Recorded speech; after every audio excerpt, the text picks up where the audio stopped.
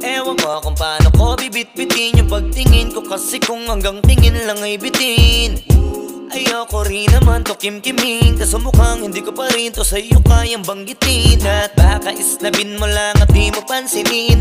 Bitin kahit na MP Bira Gin ang inumin, yung tapang ay wala pa rin. Saan ko ihiramin? Kahit paglasing wala rin, kung pagising ko duwag pa rin.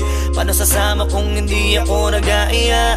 Paano tatama kung hindi ako tumataya? Minsan iniisip ko na wag na lang kaya, kaso yung isip ko ay nagbabago din maya-maya. At sobrang sa pag-asa, kulang sa kumpiyansa, kaya mukhang malabong magka-tsansa. Gusto ko lang naman yung maging popoy mo ba siya? Yun ang matagal ko ng pantasya. Matagal na kitang sinusundan, tinititigan at hindi maiwasan na ikaw ay titignan sa malayuan. At pinag-iisipan ko kung ano